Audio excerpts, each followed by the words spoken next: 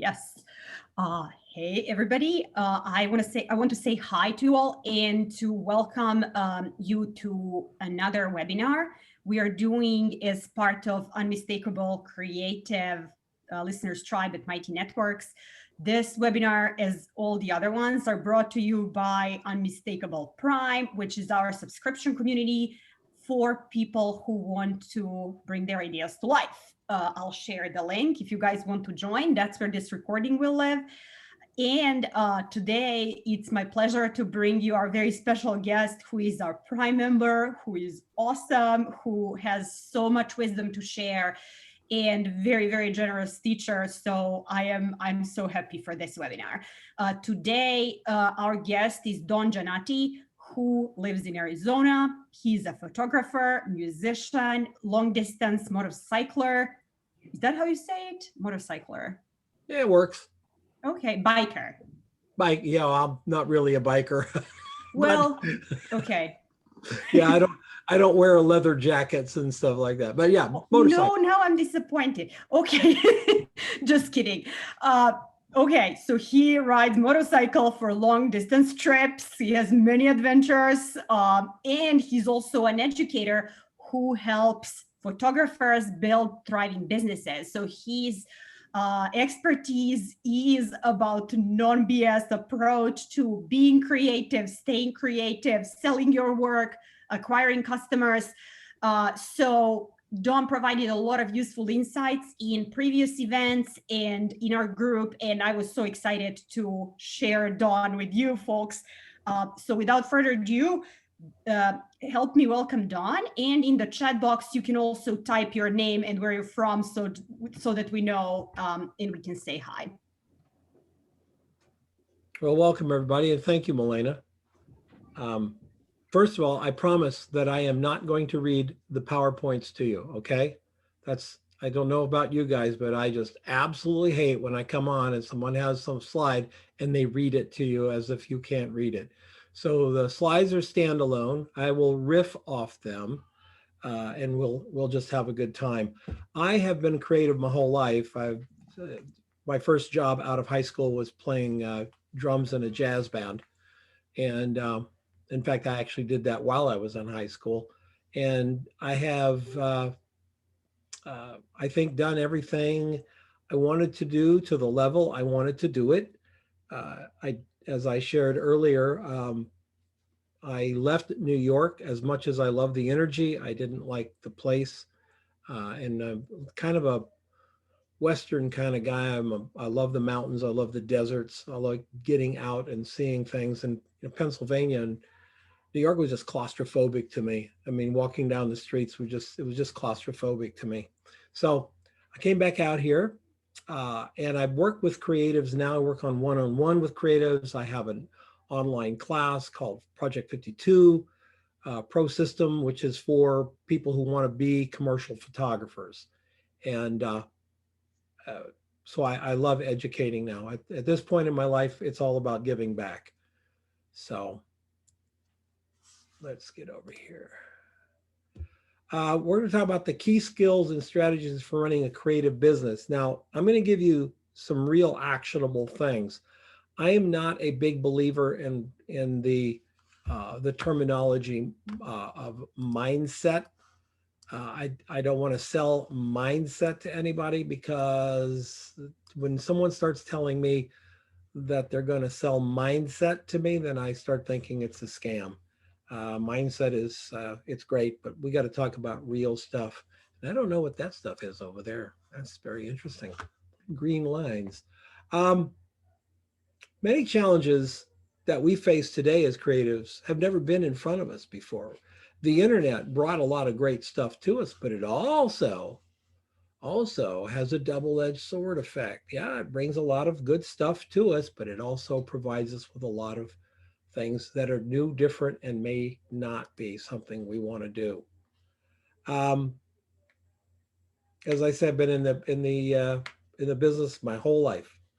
Never had a job other than when I owned my own ad agency. So if that counts as a job, then I've had a job. Made it really interesting trying to qualify for a home So if any of you guys are self-employed, you know what I'm talking about. Oh, what a challenge that was. Uh, so my wife says I'm either an entrepreneur or I'm just a deadbeat who can't keep a job because I just do things, all kinds of things all the time, and I love it. I'm not a big fan of schools. We were this. I think this came about because of Srini's post that he did about rethinking the MBA, project-based MBA instead of a school. And that just resonated like huge with me because I'm such a believer in it. I'm not a believer in art school. When people call me and say, what art school should I go to? I say, well, if you're asking me, none, not one. If you really hold my feet to the fire, I would say the Rocky Mountain School of Photography up in Missoula, Montana, but nothing else. I know people who've come out of Carnegie Mellon, have come out of Columbia with $150,000 debt. $150,000 they're in debt. And their competition is some kid who left high school, packed his bags up, headed for New York City, and became an assistant to another photographer because he has no debt. They have no, you're starting out with $150,000 debt. Now, I would ask you this. I would ask anybody this. Somebody's drawing on the slides. That's interesting. I don't know how that's happening. I I would think ask you it this. says Peter on this one. Oh, Yeah, okay. he for some reason, and I don't know how to. 1 second. Yeah, They're kind of cool in a way, a little, sort of like little modern art things that happen there. yeah. I think you have now like graffiti all over. Yeah, I don't Let's see what know, happens. Let's see if I do Peter. this. Sorry, Go. I don't know how you were. Yeah, look Okay, at him. I did it. I Okay, put it all here we go. drawn. It cleaned All it right. up. Okay, sorry about that. Now, I can't imagine any of us on this show going to a 17-year-old kid and saying, "Would you give me life advice now? I'm thinking of a career. What career advice would you, 17-year-old person, give me?" That would be insane. And yet we ask them to do it and they're 17. We say, okay, well, you're 17. You've got to decide what to do. If I was king, and there is a possibility, but if I was king, nobody goes to college until they've spent 4 years just doing something. Go work at Kohl's. Go figure out what it is you want to do. But then the other thing is, of course, if you went to any business coach anywhere and said, I want to start a business, how do I start a business? There's not a business coach I know of that would say, well, first, you need to go into debt for about $150,000. Every business coach you would ever talk to would say, first, have no debt, have this much money in the bank. And yet kids go to business school and rack up this kind of debt. It's a scam. I go that far. It's a scam. You could build a business with 150K. You could build a business with 75K. If you're a photographer, you can start a business for about 15K. Instead of, and the other thing is, unless you're going to be what, a doctor or an architect or, a lawyer, no one cares. I've been doing this since I was, well, 17 years old, when I used to go down and play drums for a jazz band at the Playboy Club downtown Phoenix. No one ever asked me if I had a degree. I had a degree in drums. No one ever asked me if I had a degree in photography, and I've done everything. When I owned an ad agency, no one asked for my degree. The only time someone's going to ask you for a degree is when you're off getting a job because you can't pay your student loan back. So you're going to get a job for selling insurance and they want to know what degree you have. Go figure. It's insane. Building a creative business is just like building any other business. Actually, I'm kidding. It's nothing like building any other business. We have taxes, we have licenses and that. But when you're a creative, you're selling yourself, your your IP, your heart, everything that you want to do. You're putting that out there. And when you go to business people like the Small Business Association, bless their hearts, they're good people. They've been really, really good to me. But they want to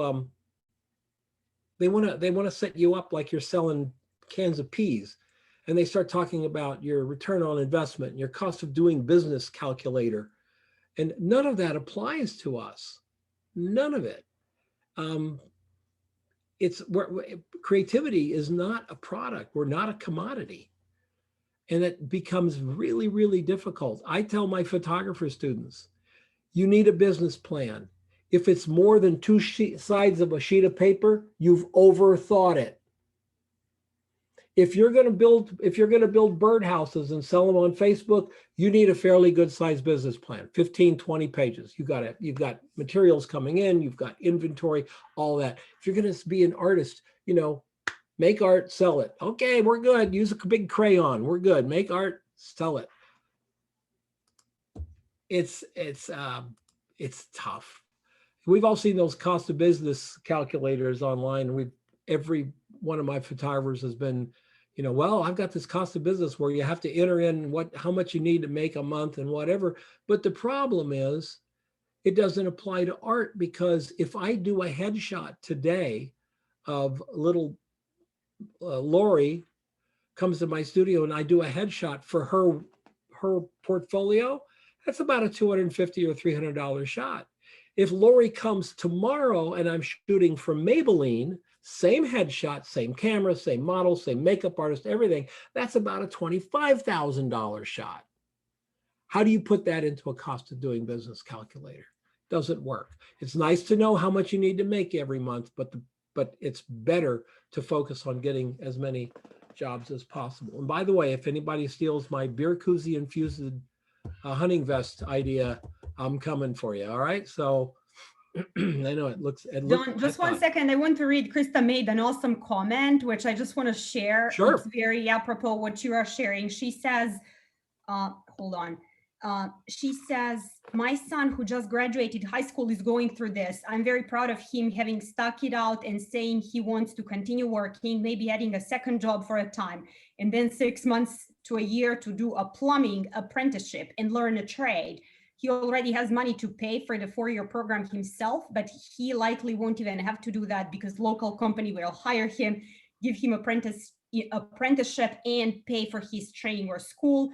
It was certainly a different path than his dad and I took. We both did college, my husband through PhD, but I think he's being very smart.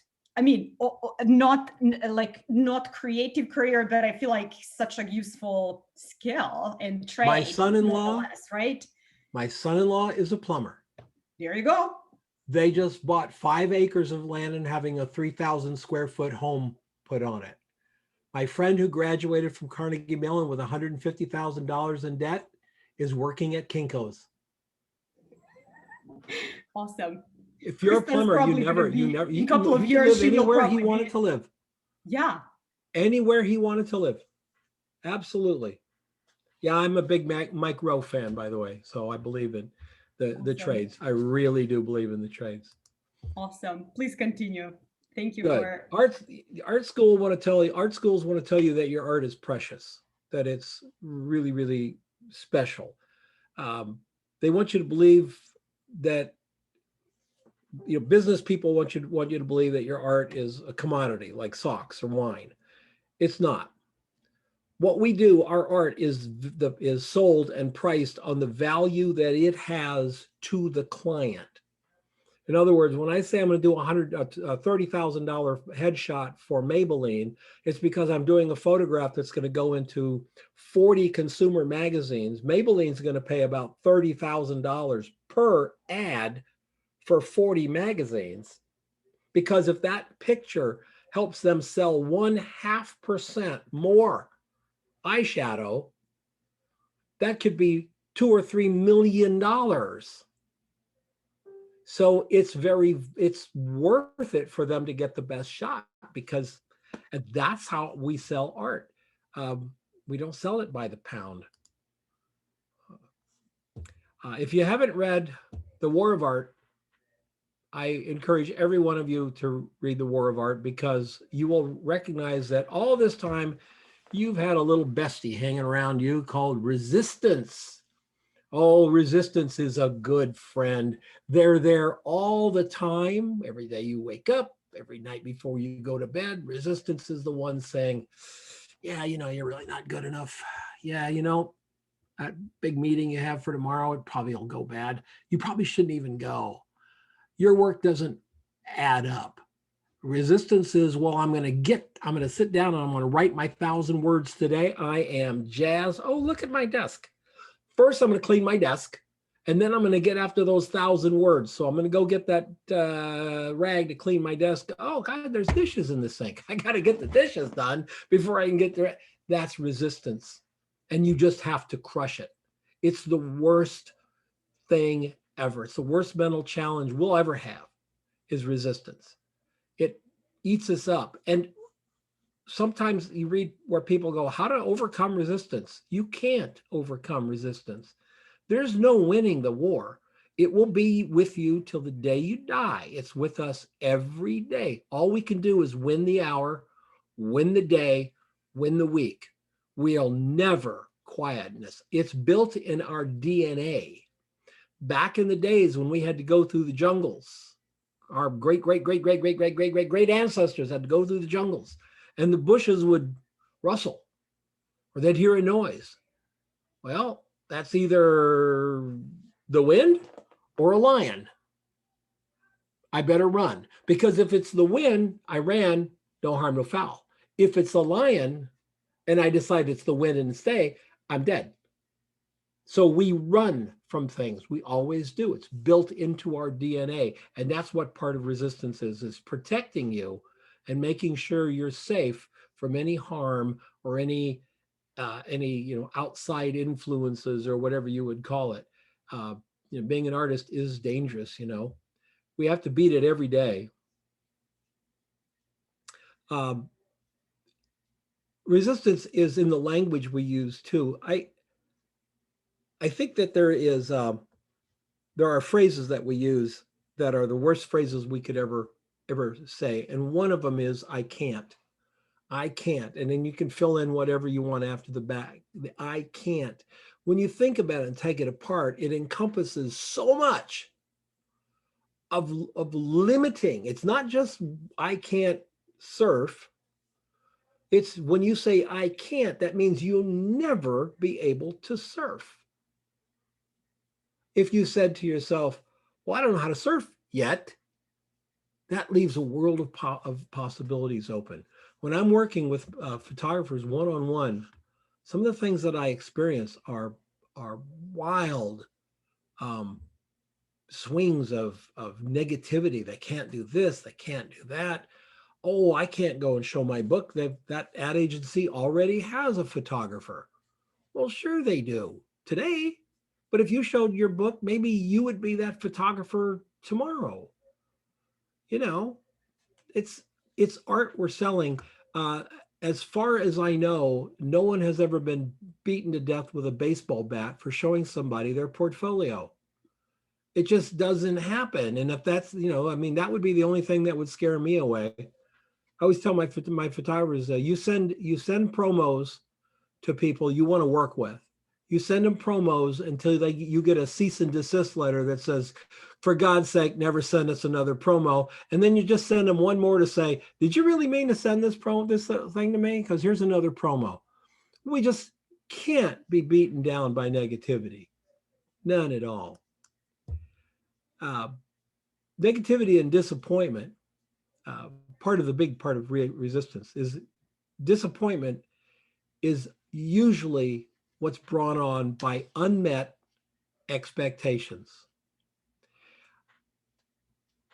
Expectations that we have and we project into the future are the things that are the most difficult hurdles to get over.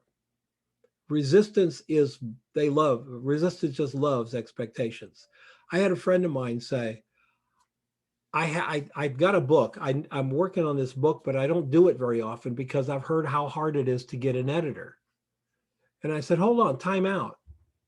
You're worried about getting an editor. You haven't written the damn book yet. but you're letting, oh, finding an editor might be hard to no. You write the book. We'll deal with getting an editor when you're done with the book.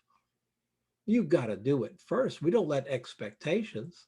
You can write and this will probably sound like it's verbatim, like I'm reading it, but I say this all the time. You could write the best book ever written.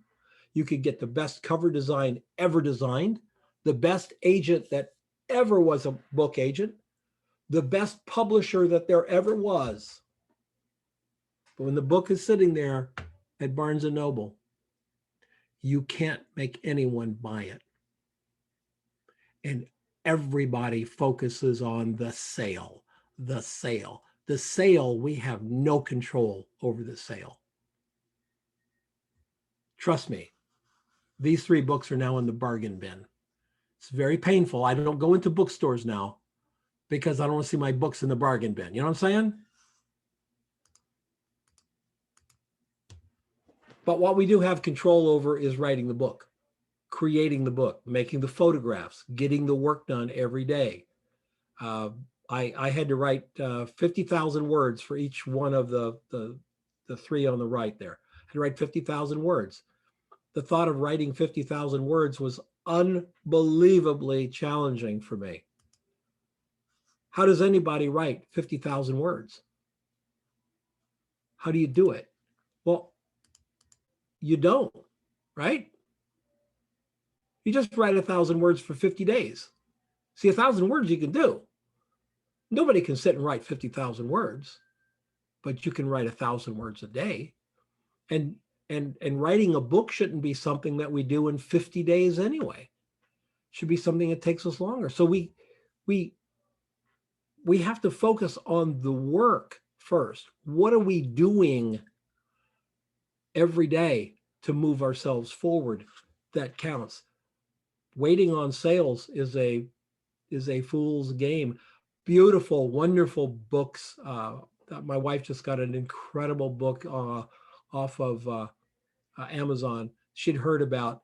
It's not a big seller, a book at all, and yet 50 Shades of Grey sold 40 million copies, and it's absolutely trash. It's a terrible book. Even if you're okay with the content, it's so poorly written that you just have to shake your head. It was like written by a 9-year-old. Well, a very adult 9-year-old. Let's go with that. We got to learn what we can focus on, what we can't.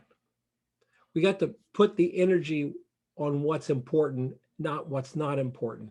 If my photographers can't get their portfolio together, how come they're putting pictures on Instagram? Instagram will never save you from anything. Instagram is the little Werther's chocolate that they leave on your plate after dinner.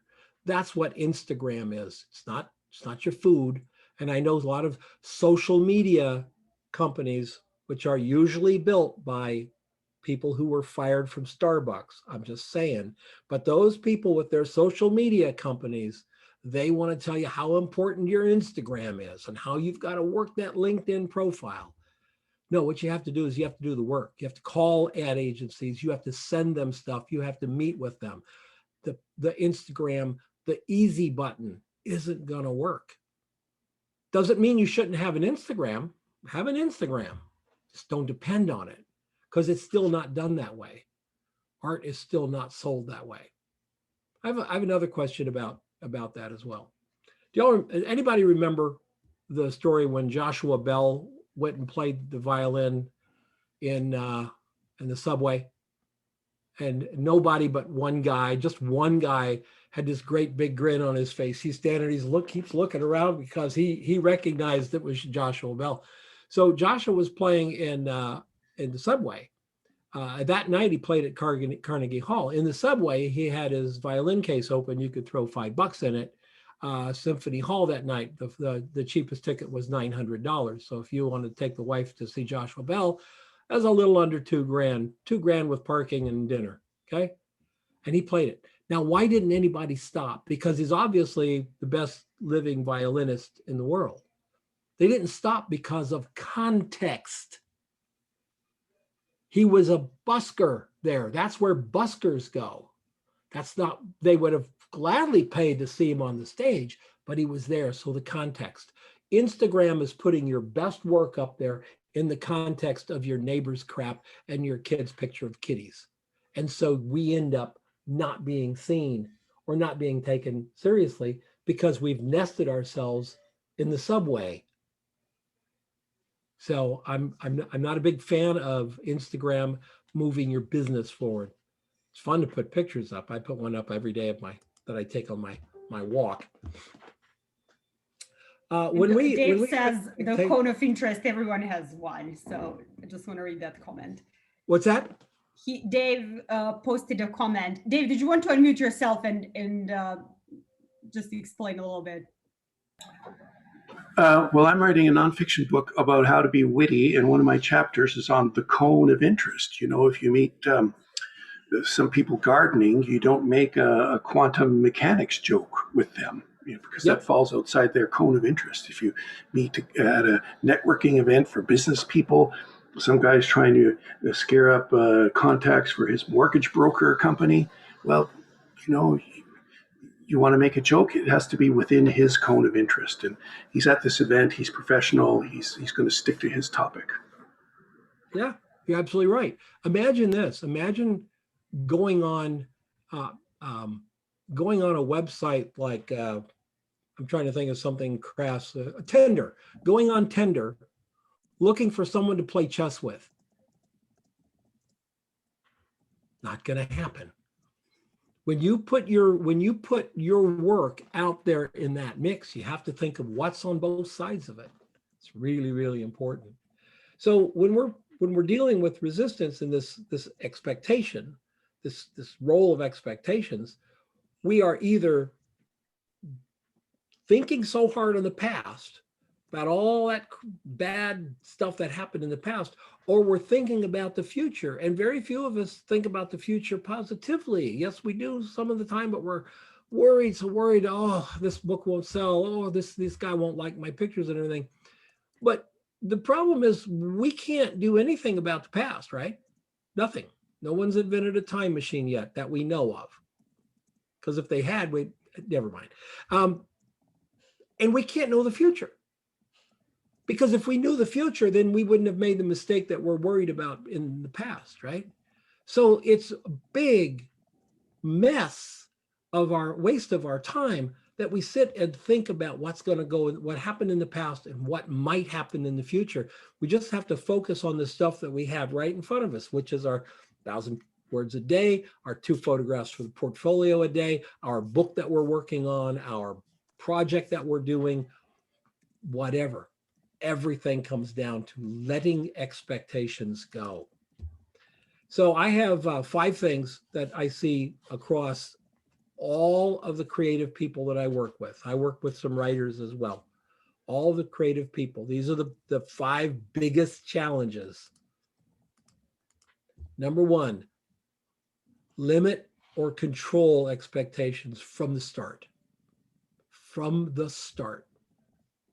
Don't wait for those things to become tragically bearing down on you. Just limit them from the start. How does anyone write a book? We just talked about it. My mentor at the time, when I was telling him I've always wanted to write a book, he said, "Why don't you write a book?" And I said, "I can't write 70,000 words. Are you crazy?" He said, "You don't. You just have to write 1,000 words a day for 70 days. And instantly, that totally broke my context.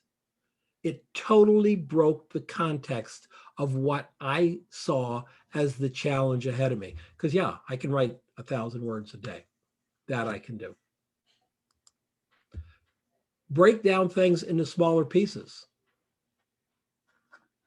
When we're challenged with this amazing expectations, we can't do it all, so we just break it down.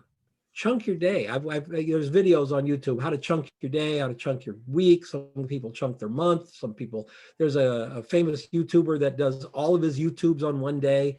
In one day, he shoots 6 episodes. So, and then the next day he does all his marketing, and the next day, I can't do that. But if it works for you, great, awesome.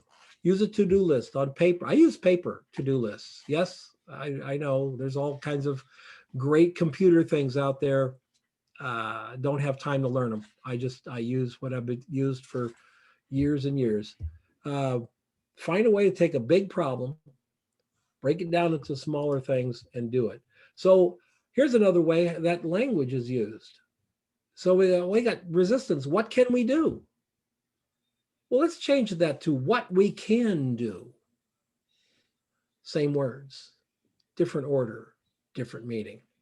Number one, write down the expectation. What do you want to have? Some people call it a goal. Okay. I'm not big on goals. I'm big on systems. Goals are great. Goals only materialize when you have a system in place to get there.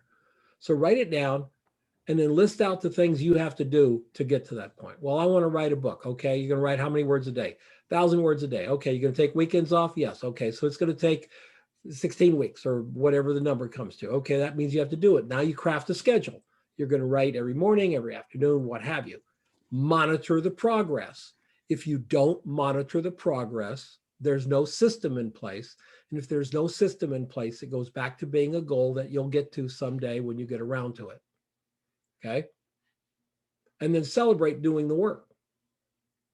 If you end up at the end of the week with 7,000 words, go have a cupcake. For me, for me, it would be one of those stupid little Hostess pies that comes in the little box. You know, I love those things. They're terribly bad for me, and so I don't eat them. But if I really wanted to, I'll just celebrate with a little Hostess pie. Whatever it is, celebrate. Because you know what you're celebrating? You're celebrating the work. You're celebrating doing the work. We haven't celebrating the end yet because we don't know where that is or what it's going to be. Number two, stop comparing yourself to others. Please, please. Everybody's lives are in a different path than ours. Everybody started at a different point. When you're a photographer and you're looking at another photographer's portfolio and going, oh man, she's really good. She's really good. I don't know. Yeah, she started 22 years ago. You started 18 months ago. You think there might be a little bit of a voyage of discovery there? Stop. It's not fair to you. And you know what? It's not fair to them either. You're saying, well, why aren't you as crappy as I am? I've only been working for 2 years. No, stop comparing. The comparison will never bring you anything except pain, really. And when you think about it, I got to get rid of that slide. Why did it do that? Delete. It's debilitating, it's demoralizing. And when you compare yourself to others, you get nothing. So you've taken that time, that energy, all those calories, all that focus, and you've put it on something that you get nothing from. It would be better to focus on something that you get something from, like the work. Just do the work. Next time you think about comparing yourself to somebody, ask yourself, what do you hope to gain by sitting here looking at someone else's art or reading somebody else's book and saying, oh, they're so much better than me? What's your end game for that? Let's write it down. What I want to achieve is, because you're probably not going to find that there's anything to be achieved by that. Now, you can learn from them. It's always great to be inspired by. There's a lot of photographers I look at that are far better photographers than I ever could have been. Doesn't bother me. I took my own path. They took theirs, but I can be inspired by them. I can look at the pictures of Robert Mapplethorpe or Richard Avedon and go, oh my God, and be just fabulously in love with them. But it doesn't make me feel bad. I'm good. I did what I need to do, and I still work at it every single day. What can we do? Schedule the time that you're going to look at other people's work. If you just can't stop comparing yourself to others, okay, say, okay, I'm only going to do it for 30 minutes after lunch. Okay, go do it. And when you don't feel like you measure up, take a few minutes, look at your own work, flip right over to your website or the book that you're working on and read that. Guess what you're going to find? It's not as bad as you thought it was. You're actually pretty good. Resist the temptation to be intimidated by writing down what you like about your work. Take a moment and say, well, you know what I really like? I like the way my sentence structure. I like the way I tell stories. I'm a pretty good storyteller. Great. And then turn that jealousy, that moment of avarice, like you looked at someone else's work and say, wow, they're doing really great work. There's some artist in the world doing really great work at the same art that I do. There's another photographer out there doing incredible work. That's what I do. That means I can. That means I can. They're doing it, so I can as well.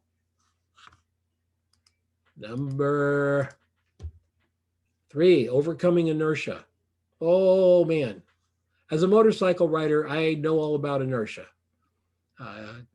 Getting the motorcycle to get off the line at the stop sign takes a lot more gas than it does to cruise at 35 miles an hour or 75 miles an hour, or whatever you're going on your motorcycle. Because once it's in motion, that weight is hard. And as a motorcycle rider who rides a really big motorcycle, it's hard to stop it. It's much harder to stop that big motorcycle than it is to take off the line. So we have 2 parts of inertia. 1, getting started, and 2, stopping.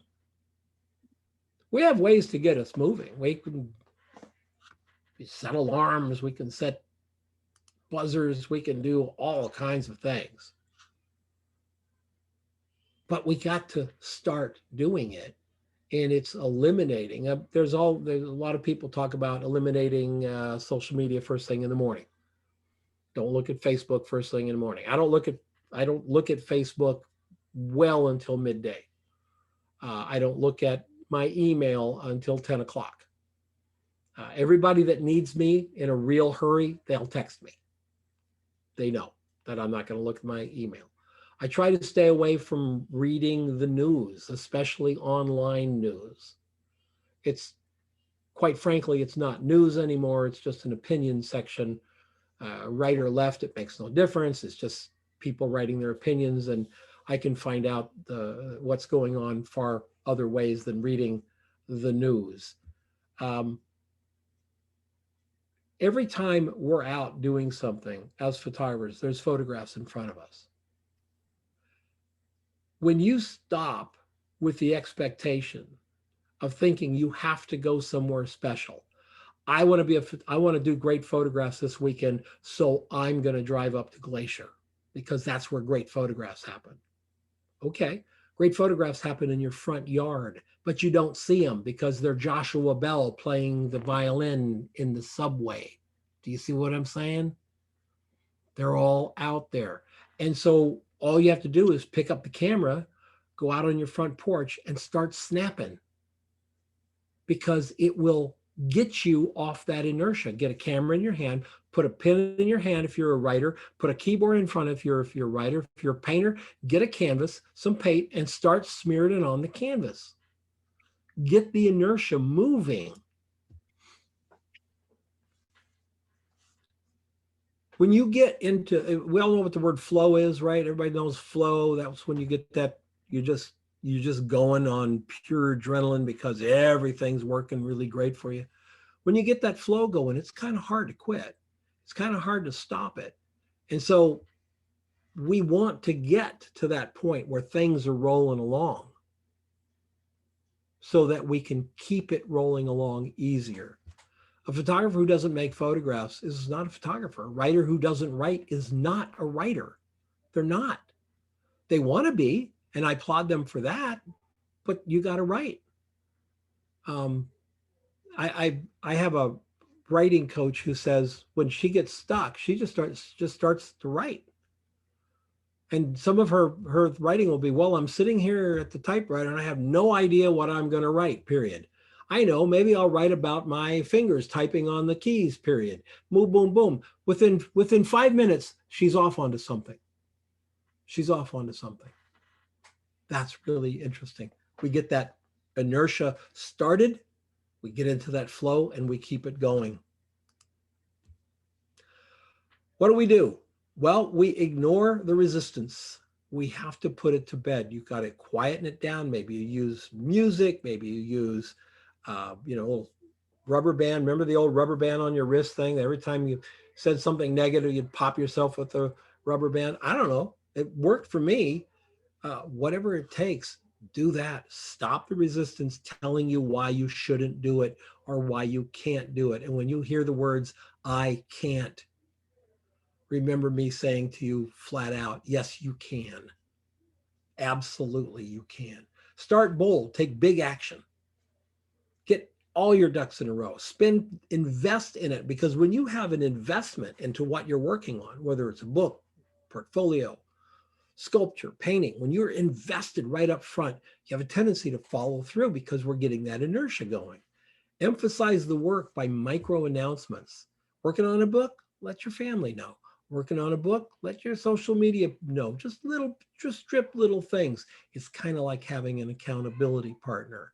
If you've never had an accountability partner, they're really great. Make sure that your accountability partner is not in the same state. That prevents you from going and strangling each other. Because a good accountability partner is someone that's going to want to strangle you, or you're going to want to strangle them. Okay? And when you have a slow day, and every one of us does, when you have a day when you get up and go, yeah, I need to write 1,000 words today, but today is not that day. Maybe you're just down. Maybe you got something else that's really pressing. You got to go to a wedding or something. Great. Don't let that one day become a week. The next day, double down.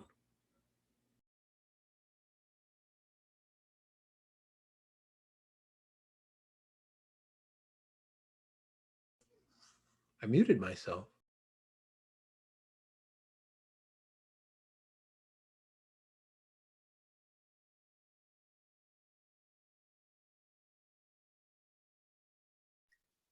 Don, can you try to unmute?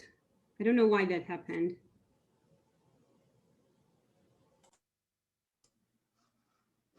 Am I unmuted again? You're good. Okay. Stop looking for someone or something else to blame. I see this across all creatives that I work with. Everyone's got a story. So-and-so's fault. It was their parents' fault. They don't have enough money. This person rejected them. You know, it's non-productive, folks. It's absolutely non-productive. And in reality, you're probably wrong. Photographers will do things like, well, I showed my portfolio to Smith Ad Agency and they didn't hire me. I guess they didn't like my portfolio. No, they didn't have a job for you that day. There's about 2,000 reasons they didn't hire you that day. I owned an ad agency. We didn't have photo jobs for photographers every day of the week. We'd probably do 60 ad jobs a year that needed a photographer. So, you know, maybe you come in a bad time. It generally isn't what you think. Just like when you bid a job. Well, my price was too high. No, usually you're wrong. Usually it was something else. Price is number third on the list of what people are looking for. Our choices are our burden. No matter where we are in life, it's because of the choices we made. So driven home for me the other day when my wife and I were coming back from Sam's Club down Chandler Boulevard. And just previous to that, I had pulled into a little thing on the side of the road to put my phone away. It took me about a second and a half just to put my phone in a slot, and I got back on the road. At the intersection at 48th Street, a guy blew the light. I hit the brakes and we missed that guy missed T-boning him by about 8 inches or maybe a second and a half. Okay. He would have either T-boned us or I'd have T-boned him. So I'm here today because of a choice I made that at the time was absolutely no big deal. We make them every day. Remember that time 7 years ago when you went left on Main Street instead of right?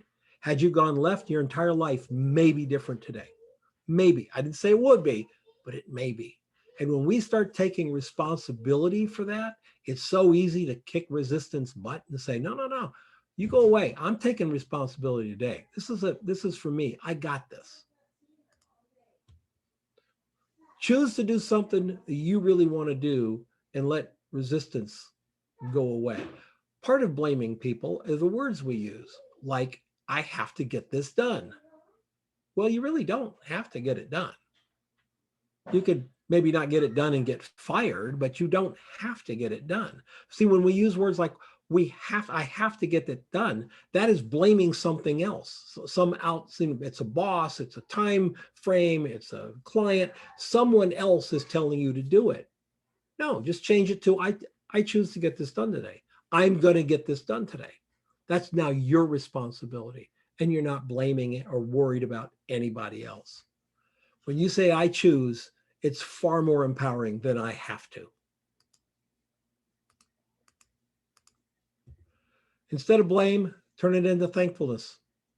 Whatever happened to you, what happened to me is I had a partner in my ad agency that I brought on who eventually stole $250,000 from the agency and me.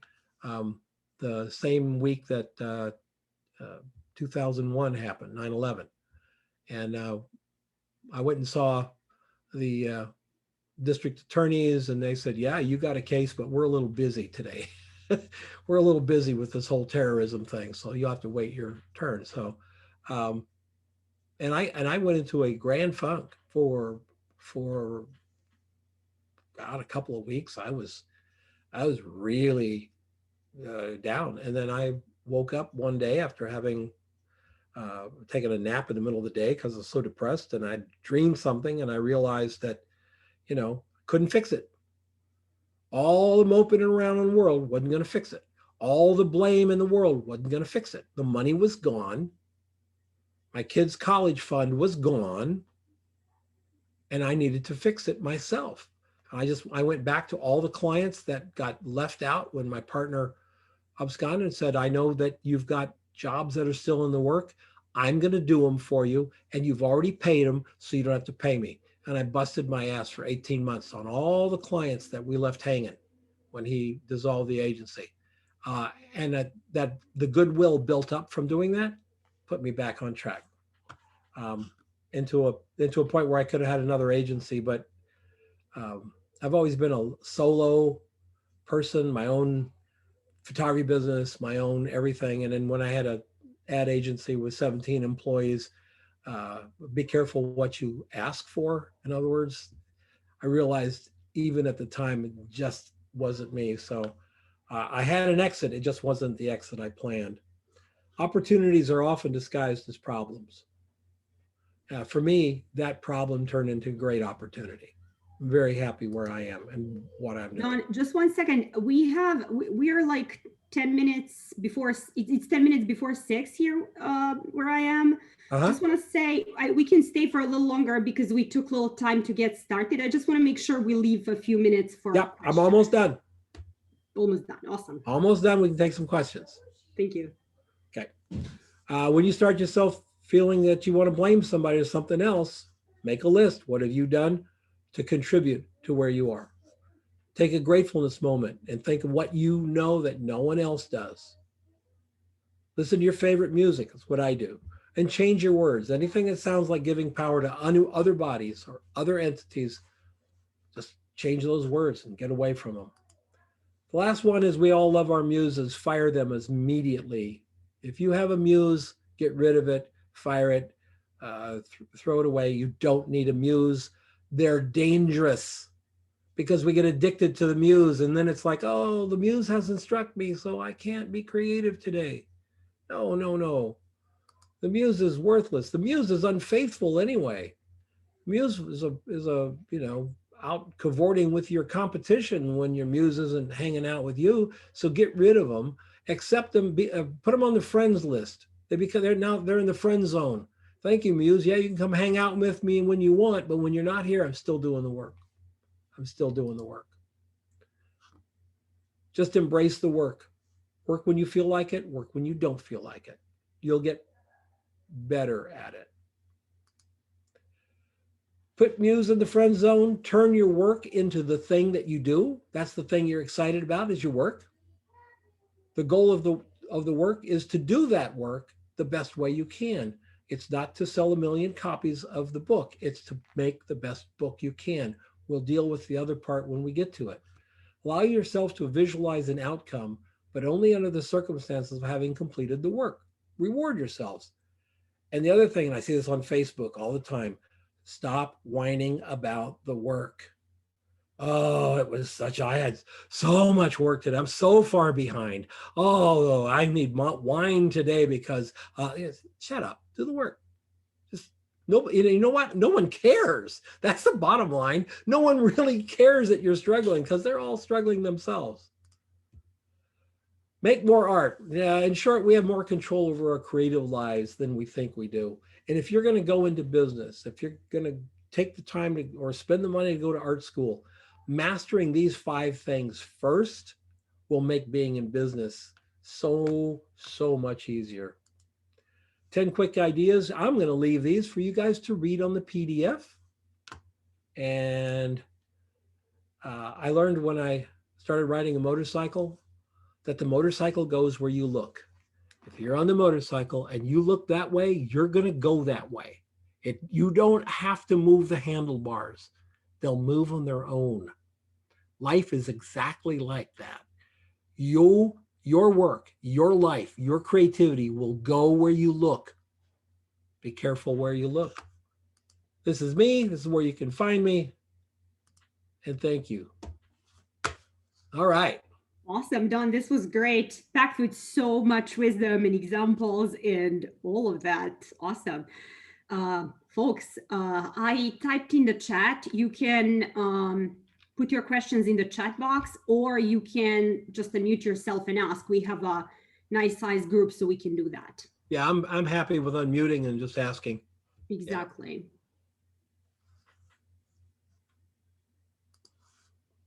Oh, come on. It wasn't that good. Somebody's got to have a question somewhere. Don't be shy, please, because I'm going to call on you. That's what we do.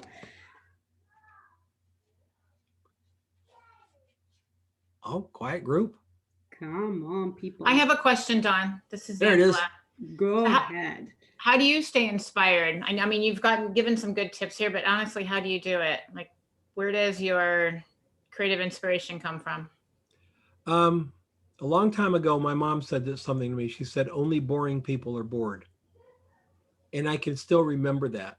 And I thought, I'm not going to let that happen. So I do a lot of things, Angela. I have a set of drums that if I'm feeling a little down, I'll put the headphones on and go play some I just play along with Miles Davis or John Coltrane or whatever. That gets me going. If you cannot be bored and you can't be depressed when you're doing something. Now, during the lockdowns, we all had, I'm sure all of us had bouts of like, oh what are we going to do? I painted my office. You can't be bored and depressed if you're painting the office. You're busy. You're hating every moment of it, which I did, but you still, move everything out, clean the floor, paint the office. Staying busy, I would guess, or staying as close to the zone as you possibly can. I take my camera out on the porch and photograph my succulents. I'm never going to let a day go by that I don't make a photograph, because I make photographs because I have to. I don't make photographs because they're cool and it gives me great likes on Facebook. It's part of me and who I am. And since I was 13 years old, I make photographs. And I still love it as much as I did when I was 13. I have another question. Thank you, Angela. Is photography the only art form that you've gotten into? It sounds like it was your first one. No, playing drums was my first one. Oh, playing drums, but I play drums. I write what would be called modern classical music. I've had performances all over the world of a couple of pieces. One's a quartet for clarinets. I started writing probably 15 years ago, started taking it really serious about maybe 8 years ago. It's one of the things I really, really love. And I've written poetry. I like poetry. So there's always something that I can do.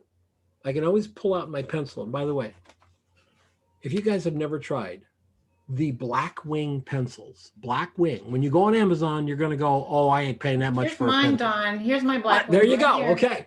Yeah. Am I right? You're going to go, that much for a pencil? No way. Buy one. Oh my God. I grab my Changes everything. Blackwing and I start sketching. Awesome. I think we're going to have to make a club of people who use Blackwing pencils. Awesome. We have a question from Sam.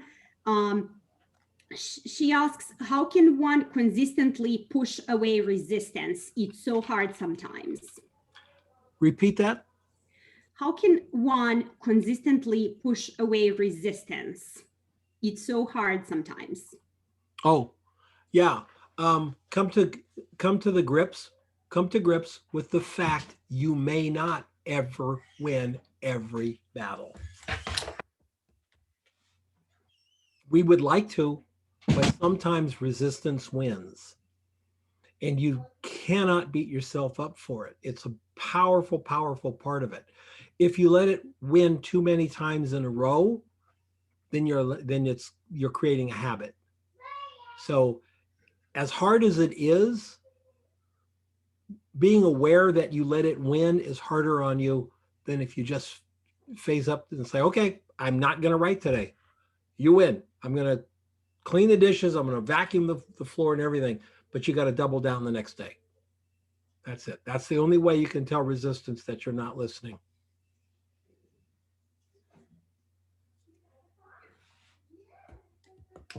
Awesome. She says, thanks. Yeah, I think it's also doing something small, doing something sloppy. Yeah, you know, count, right? There's a lot of self-help books out there, and I think sometimes there's too many, but there's a couple of self-help type books that I think I love because they're not talking about mindset, get your mind right. They're talking about real actionable things. One of them is Srini's Audience of One. That's real actionable stuff. Another one is Atomic Habits by James Clear. Real stuff that you can do rather than think about and wish that you were this or whatever. Real honest to God stuff. And the other one is James Altucher's new book called Skip the Line. There's real value in the book. It's like I say, it's not a woo-woo book. It's a how-to book. All three of those are how-to books. There's also a book by Fogg called Tiny Habits. It's essentially the same as Atomic Habits, just going at it a little bit differently. Just change one thing today, just one little thing. I am a big believer in 1% better a day, right? How do you measure 1%? Well, we can't. But if you do 1% better today, you're not 365% better at the end of the year because there's 365 days. No, it's got compound interest involved. Compound, you are 3,700 times better than you are today. We can't measure it, but we can strive for it. And it's the striving for it that actually makes it happen. So wonderful. And I just want to mention that we are doing, as part of Unmistakable Prime, and I posted a link here, we are doing James Altucher's book in August. And this month we are doing Effortless by Greg McHugh. It's again, how do you make these things a little easier? So that could be of interest. Effortless is another one of those books that gives you real actionable things you can do. And that's what I want to read. So like Think and Grow Rich from back in the day. Everybody loves to use that as a great self-help book. Doesn't tell you what to do. It just tells you, cool things to think about and all that stuff. Great, but it doesn't give you that actionable advice that you get from James Clear and Srini. That's a mindset book, I would say. That's a mindset book. Definitely. Okay, we have a question from Akira. Akira, do you want to unmute yourself and share it, or would you like me to read it? I'm good? Okay. So she says, as someone with variety of mental health issues, including depression, I can say that that one can, in fact, still be depressed while doing other things. I'm not That talking, yes. said, I'm not in all of talking my about years- clinical, no, I'm not talking about clinical depression. I'm talking about just a bad day. Clinical Exactly. depression is a whole other thing. That's a disease. When we're all sitting around moping about moping about the pandemic, that's not clinical depression. That's just us being bored and depressed. No, Mhm. clinical depression is a different animal to deal with. Yeah. Then she says, that said, in all my years of healing and hard work, I can absolutely say that doing things always makes it better, a little bit more Yes. manageable, and for me, at least, more effective tool. Oops. Sorry, guys, I chopped this beautiful comment up. She says, a little more manageable, and for me, at least, it's the most effective tool for managing these issues. And nothing makes my creative goals feel more reachable than showing up for the work no matter what. There are still days when I literally can't do the work, but a lot less of them than you might think. Yes, of course, just a lot of folks have clinical depression and can still achieve great things. Yep. Yeah, this was more of a comment, but it's a beautiful one. Thank you. Thank My you so wife much. works with young people who are depressed, really depressed, really down. And the first thing she does is get them moving. Get them moving first. We'll tackle this. So she uses a lot of dance in her therapy with the kids. My youngest daughter is a horse. What do you call horse therapy? And she works with depressed kids and PTSD people with horses. And the first thing they do is get them with the horse. It's not a lot of the talking comes during the massaging of the horse. The talking comes during the dance, and it helps. It's not the same as just being really bummed out, because you can't be really bummed out and working at the same time. One thing's going to take over, but yeah, it does help. Good. I'm glad it's working for her. And I think also we talked a lot in this group about mental health, and I think it's always an important subject. I think just one thing I would like to add is that, of course, we see these things as like bad and something that needs to be treated and medicated, etc. But again, not clinical depression, just like regular sadness and episodes of feeling knocked down. I think these are such potent creative places where you just dive deep and you feel all these emotions and you slow down to a halt. And it's so human what we find in these places and what we can share with others when we come back. It's so relatable, so raw, and very, very powerful, very creative indeed. So yeah, it doesn't have to be an obstacle. It can also be a fertilizer, if you will. Oh, you're absolutely right. Robert Mapplethorpe, his photography came from a dark place. J. Fred Smith, his photography came from being in dark places and dealing with dark sides of humanity. Paul Fusco photographed the Chernobyl, 25 years after Chernobyl. And that left him, just drained from where that photo, he was there for 3 months, I think, in that area photographing, and that just left him drained. I mean, absolutely took him to really dark places. Sometimes you don't know how bright the light is until you've been how dark the dark is. And I don't have a problem with that. I never have a problem with anyone who is okay and doing well where they are. My suggestions are for people who don't want to be there and want to get better, or not better, get into a different place. Do y'all know Gary Vaynerchuk? I mean, who doesn't know Gary Vaynerchuk, right? Like Gary Vaynerchuk says, when he says work, and save all this money, he's talking to people who are unhappy where they are financially. And he'll say, look, if you're making 65K and you got a nice house and you're in a boat and you're just happy, then be happy and do that. That's kind of how I am. I would never tell somebody that they should do anything. I just try to help them do what they want to do in the most, what's the word, expedient manner, so to speak. Yeah, and I love your examples about like everyday photography and these kinds of things. It's like every place where you are is okay, and you can start from there. Even if Yep. it's a depressed place, even if it's just an ordinary place. I can't imagine if Paul Fusco had walked into Chernobyl and said, "Oh, this place is a dump. I can't get any good pictures here." I mean, no, sometimes we have to do that. So Exactly. Any other questions, folks? Don't be shy. I got Nick. one. Thanks, Don. This has been great. I guess you said something about doing the thing that moves something forward every day. And just wondering if you have any thoughts on identifying what's truly important, especially like do you have any thoughts on like metrics for that, whether it's personal, professional? Yeah, just curious. I've always found that sometimes when I sit down to identify what's most important, sometimes I just don't know. And you're probably overthinking it, Nick. Yeah, maybe. I'm sure You're I am. probably looking for that big aha moment, right? Yeah. And it's the little things. I've been married for a long, long time.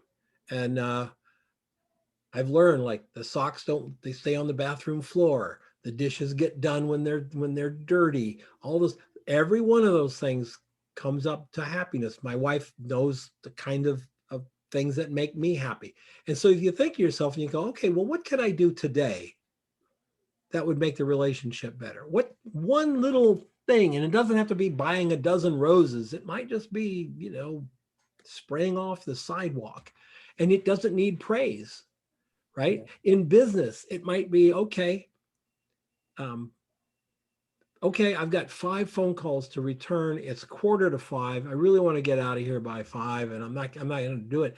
It's okay staying until 5:15 and getting all 5 calls knocked out. If you had normally not done that and then you did it that day, you probably moved up 1% or 2 in the business thing. In your bidding, when you bid a job, add 20%, add $20 on the next bid. Just a little bit of money, just $20. And then pretty soon that grows, it compounds, and you're up. It's the striving for it, Nick. It's the fact that you ask the question, you're already on the right track. You know what I'm saying? Yeah. Because it's only 1%. There's no way we can measure that you're 1% better at being a writer today than you were yesterday. There's the only thing that we can do is that you can do is say to yourself, I really want to get this right. Maybe you go back and fix 5 paragraphs today, and where you normally don't fix any, or you do 5 and you normally only do 4, that type of thing. Just push it a little bit more, a little bit more. You read about people like Stephen King sit down and write 4 hours a day, and you think, how the hell do you do that? I mean, but it's him. It's what he has to do. And so we find those ways. Cool. Thank you.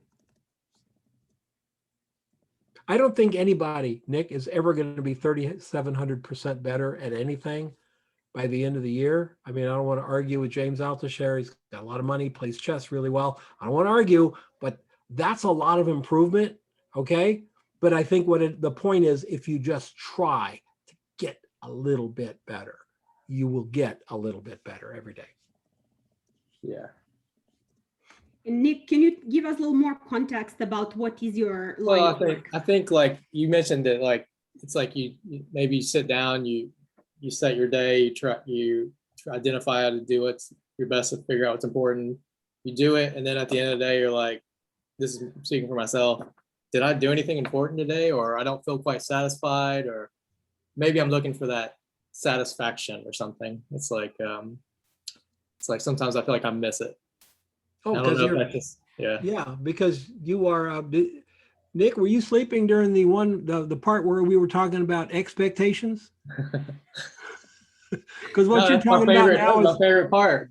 Yeah, see, because what you're talking about expectations. You expect some reward at the end. Put that expectations in a box. Just do it, because you probably 99 times out of 100, you're not going to get an attaboy for it. just going to build it up. Where it matters is when you look back over a year and you see the change over a year and you go, oh, that worked. I really made a change this year. You know, it's huge. It's huge. Everything. So many times I come back to motorcycles. Motorcycles are very easy to ride once they're going because the wheels are gyroscopes. Motorcycles don't fall over. My wife says, I'm always afraid the bike's going to fall over. I said, honey, you couldn't turn it over. It's not going to do it. And on a motorcycle, when you're going around a curve, it's not a big motion. Like in a car, we turn the wheel, right? On a motorcycle, it's just a little push on the handlebar, just a gentle push on the handlebar, and we'll cruise around that corner. And you start to realize that most of motorcycling is gently nudging the bike here and there. It's not the big moves.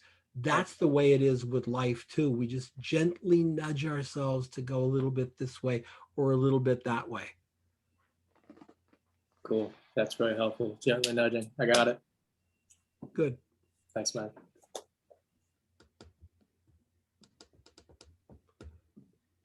Awesome. Well, thank you, Milena, for having me do this. I felt quite honored when you sent me the email. So the super pleasure happy is to do mine, it. and I hope others enjoyed it. In the comments, please help me thank Dawn for awesome webinar. Yeah, this was, I mean, I feel like we have many overlapping points with like what Srini teaches in Unmistakable Creative and what you are all about. So I feel like some topics were similar, but I think it's always worth circling back. So thank you so much. I think I told you when I first discovered Srini a couple years ago, I was like, oh, he's a brother from a different mother, because everything I was doing, he was touching on everything. A little bit different here, a little bit different there in approaches, but everything I teach is right there. That's why I love his books. Audience of One is like, all of my photography students have to read that book. They have to read Audience of One. They have to read James Clear's My Atomic Habits. It's part of the curriculum. Amazing. That's like a new art education. Well, awesome. Thank you so much. We have a lot of nice comments in the chat. I'm going to stop recording and we can just hang out for like another minute or two. And yeah, 1 second.